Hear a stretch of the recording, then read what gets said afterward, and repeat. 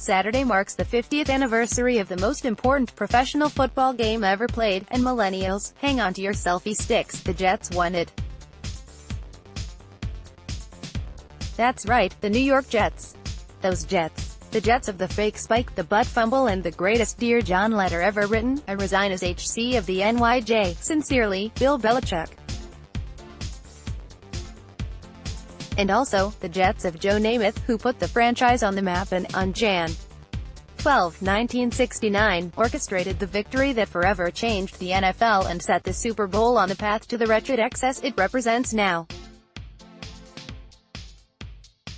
It will be interesting to see, as the Indianapolis Colts, the descendants of the team Namath and the Jets shocked, 16-7, in the third Super Bowl, before the league had adopted the pomposity of Roman numerals, take the field against the Kansas City Chiefs, followed by the Dallas Cowboys and Los Angeles Rams in their divisional playoff games. Whether NBC or Fox will take a moment to acknowledge that victory, within their telecasts and attempt to convey the importance of that game. I have learned that on Feb.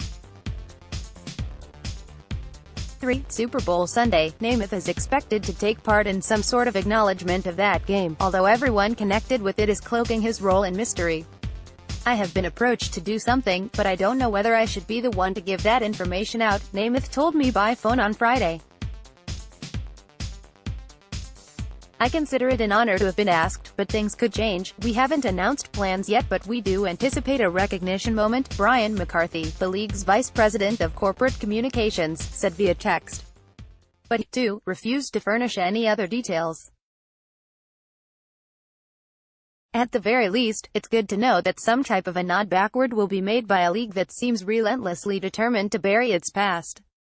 The NFL has no problem promoting foolishness like a halftime show featuring the likes of Bruno Mars or Maroon 5, but when it comes to recognizing its debt to something that happened 50 years ago, forget it. Might scare off the kiddies. The Jets, too, have been notably low-key about celebrating the greatest moment in franchise history, no doubt not wanting to remind their long-suffering fan base that a half-century has passed since their one and only Super Bowl appearance. In truth, this year's Super Bowl should be a celebration of Namath, Broadway Joe for those of you just tuning in, and the 1968 Jets, the AFL champions who were fully expected to follow in the footsteps of the Chiefs and the Oakland Raiders as the latest sacrificial lambs to be served up to the monsters of the NFL. Although a merger of the two leagues had been kicked around, a third straight defeat by the supposedly junior half of the Super Bowl, which, incidentally, was still called the AFL-NFL championship game at the time, would have provided plenty of ammunition for those who wanted to keep the leagues separate. Surprisingly lopsided victory over the 18-point favorite Colts told the doubters not so fast. The Chiefs' victory the next year over the favored Minnesota Vikings not only evened the score but cemented the equality of the leagues. 52 Super Bowls later, the NFC has won 27 times, the AFC 25. It's hard to overstate the importance of that game, said Namath, who was named the Super Bowl MVP, although by rights, the honor probably should have gone to his teammate, Matt Snell. If we hadn't have won, I think the leagues still would have merged, but the marriage wouldn't have been as good. It would have been kind of like a shotgun marriage, something nobody wants but something we had to do. In the half-century since that game, the Super Bowl has grown bloated out of proportion. It is now less a sporting event than a spectacle, a national holiday featuring mounds of fried food, gallons of beer, a lot of overproduced TV commercials and occasional glances at the game itself.